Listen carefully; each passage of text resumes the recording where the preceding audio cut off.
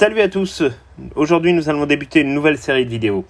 Cette série de vidéos va nous occuper un petit peu tout l'été puisqu'on va vous emmener, à défaut de pouvoir voyager réellement cet été, dans le monde magique de Harry Potter à Orlando. Il faut savoir que le Wizarding World of Harry Potter d'Orlando, c'est quelque chose que nous connaissons particulièrement bien. Nous avons déjà fait 4 voyages sur place, un petit peu plus d'une vingtaine de visites. Nous devions nous y rendre cet été. Malheureusement, la crise sanitaire en a décidé autrement. Il faut savoir que se rendre dans un parc américain, c'est pas tout à fait la même chose que de se rendre à Disneyland Paris, au Puy du Fou ou à Europa Park. On est vraiment sur quelque chose de plus compliqué, déjà parce qu'il faut traverser l'Atlantique, se rendre dans un autre pays, mais surtout aussi parce que la ville d'Orlando est une ville qui est quasiment consacrée uniquement au divertissement. Vous avez évidemment les 6 parcs de Walt Disney World, vous avez les parcs de SeaWorld, vous avez le parc Lego à quelques encablures d'Orlando, mais vous avez aussi tout un tas d'autres fêtes foraines et évidemment Universal avec ces 3 parcs et bientôt un 4e dont nous vous parlerons prochainement. Comme on vous l'a dit, se préparer un voyage à Orlando, c'est pas tout à fait la même chose que quand on part en Europe. Dès lors, quelques astuces pour vraiment faire en sorte que votre arrivée à Orlando se passe sous les meilleures conditions. Dans cette vidéo, nous allons essayer de voir avec vous toutes les étapes qui vont vous permettre de préparer votre arrivée sans trop vous stresser. Vous n'aurez pas besoin non plus de regarder trop sur internet d'autres sites, on va essayer d'être le plus complet possible. Surtout faites attention sur internet, en cette période de crise sanitaire, on voit souvent passer pas mal d'arnaques et des fausses rumeurs. Ici, on ne vous donnera que de l'information issue de nos voyages respectifs sur le Wizarding World. Il faut savoir que aujourd'hui, avec la crise sanitaire, la complexité d'aller dans un parc à Universal ou en tout cas à Orlando est très grande. Déjà parce que les frontières, au moment où cette vidéo est publiée, sont toujours fermées entre l'Europe et les États-Unis, mais aussi parce qu'il y a un certain nombre de règles qui ont été mises en place par les parcs d'attractions pour faire en sorte de limiter au mieux la propagation du Covid-19. Nous n'allons pas nous attarder sur les mesures qui ont été prises par Universal, on le fera peut-être dans une prochaine vidéo. Là, on va vraiment faire en sorte de vous présenter un voyage tout au long de cette série d'été, de la manière en fait dont cela se passe quand on va dans une période normale à Orlando. Alors, la première étape évidemment, pour se rendre là-bas, c'est l'avion. Alors l'avion, c'est une petite problématique quand on est français. Pourquoi ? Parce qu'il n'y a pas de vol direct ou très peu de vols directs à destination d'Orlando. La seule compagnie aérienne qui opère encore aujourd'hui des vols directs à destination d'Orlando, c'est Norwegian Airlines. Norwegian Airlines, c'est un vol low cost. C'est une compagnie low cost qui fait preuve de très très grosses difficultés un petit peu partout sur ses bases. Il faut savoir que la crise du Covid-19 risque d'emporter cette compagnie aérienne dans les mois ou dans les semaines qui viennent. Elle n'était déjà pas très très solide avant la crise sanitaire. Maintenant, évidemment, ça va devenir un peu compliqué.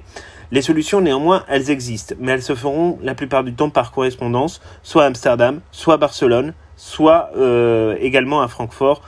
Ça peut arriver. Globalement, les compagnies qui opèrent vers Orlando, avec évidemment des escales, c'est Delta Airlines, c'est Air France, c'est la Lufthansa.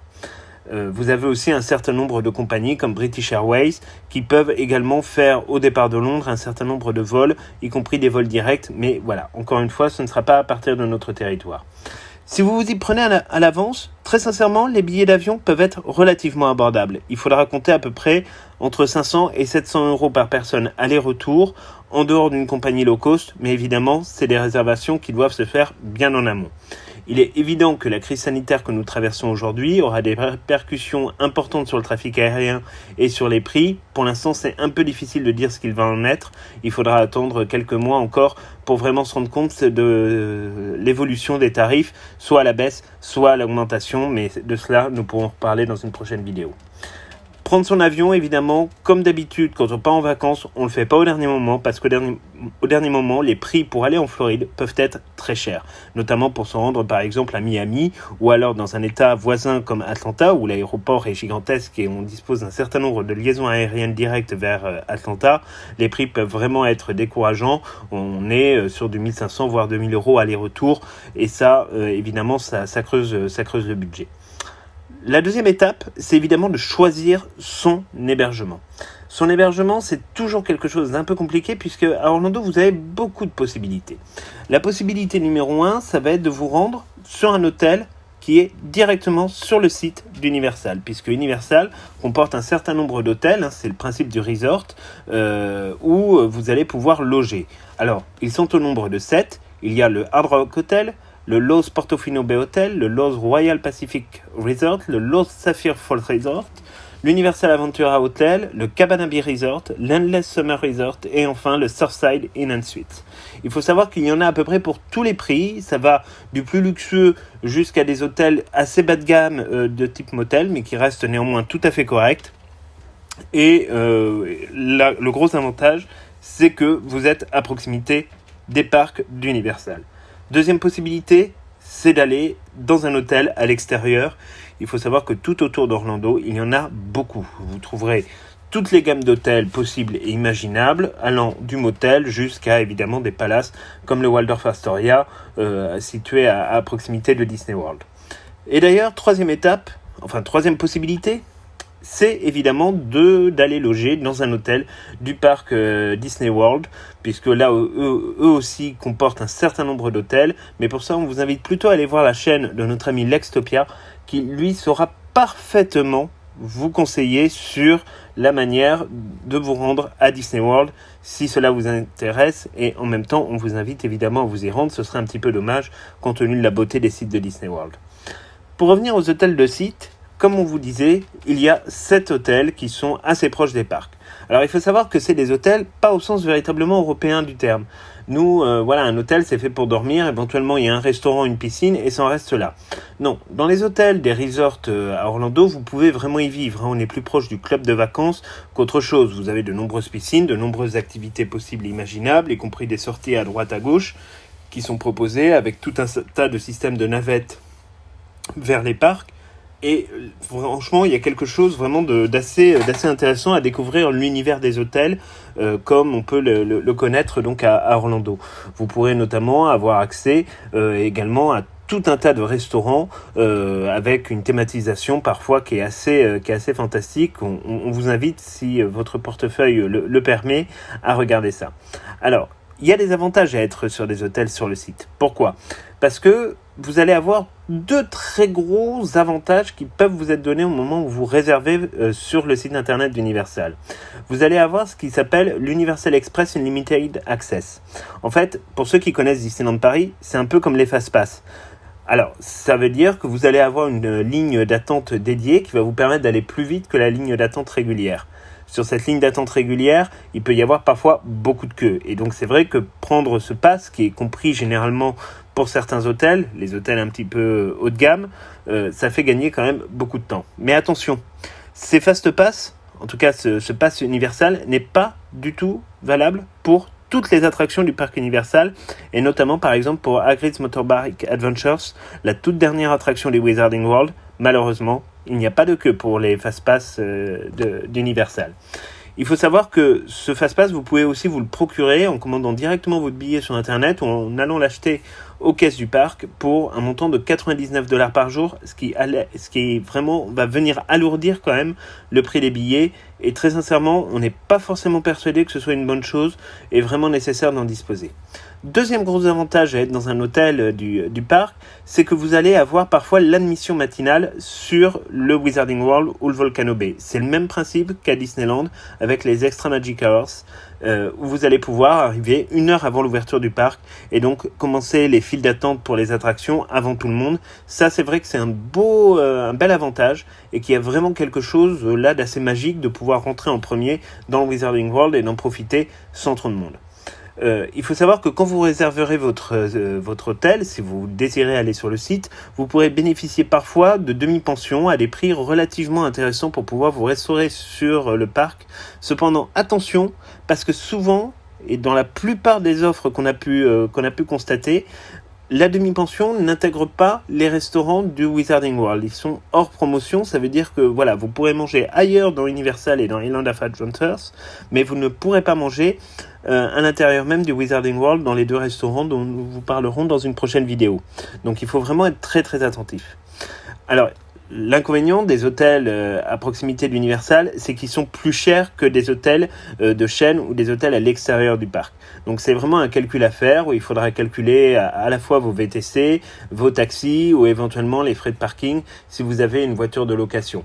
Les frais de parking sont assez élevés, parfois au-dessus de $30 pour pouvoir garer votre voiture à la journée. Donc évidemment, ça vient là aussi encore alourdir la facture. Ensuite, troisième grande étape, c'est la question des billets. Alors il faut savoir que les billets, ils sont chers à Universal. Ils sont même plus chers que Disney World. Il faut savoir que le Wizarding World est établi sur 2 parcs. Island of Adventures pour tout ce qui est Poudlard et Préolard, et Universal pour tout ce qui est chemin de traverse. Là, véritablement, il ne faut pas faire l'erreur de prendre un billet qui coûte certes moins cher, qui s'appelle le billet One Park per Day, c'est-à-dire un parc par jour. Si vous prenez ce billet-là, vous ne pourrez pas accéder à l'une des attractions qui pour moi est les plus symboliques du Wizarding World, c'est le Poudlard Express. Pour cela, il vous faudra un billet parc to parc qui vous permettra donc de vraiment aller d'un parc à l'autre sur la même journée, en profitant et à l'aller et au retour de Poudlard, du Poudlard Express, qui est quand même une des grandes attractions à faire sur le Wizarding World. Alors, comme je vous disais, les billets vont être chers. C'est concrètement pour 3 jours, il faut compter à peu près $300. Néanmoins, souvent, il y a des offres qui sont faites directement sur l'application, sur le site internet d'Universal et qui vous permettent de bénéficier d'un certain nombre de jours gratuits. Alors, parfois, ça va être des billets 2 jours achetés, 3 jours offerts. Ça vaut le coup.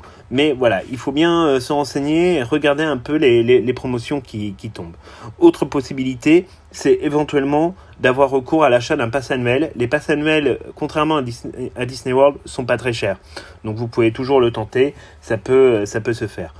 On va peut-être vous alerter un petit peu sur quelque chose, c'est les revendeurs de billets, il y en a beaucoup, que ce soit en physique à Orlando, que ce soit sur Internet.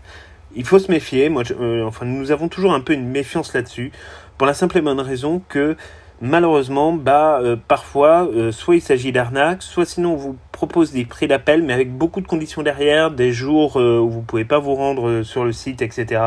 Donc voilà, il faut vraiment faire extrêmement attention à tout ça.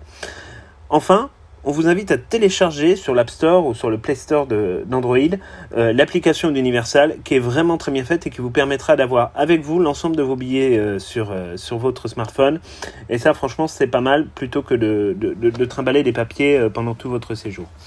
Voilà les 3 grandes étapes dont on pouvait vous parler sur l'organisation de votre voyage au Wizarding World. La prochaine fois, on abordera d'autres étapes. Mais là, si vous suivez ces 3 étapes, et nous, on est là pour vous conseiller, si vous suivez ces 3 étapes, normalement, votre arrivée au Wizarding World se fera dans la magie pure et dans la magie simple. Enfin, comme vous l'avez vu au début de la vidéo, on souhaite quand même avoir une très grosse pensée pour tous les team members d'Orlando qui continuent à faire leur travail dans cette période très compliquée et malgré toutes les restrictions qu'il peut y avoir. On voulait leur dire qu'on les soutient et qu'on est avec eux. Voilà, à très bientôt, on se retrouve samedi pour la 2e étape de cette préparation de voyage. À très bientôt.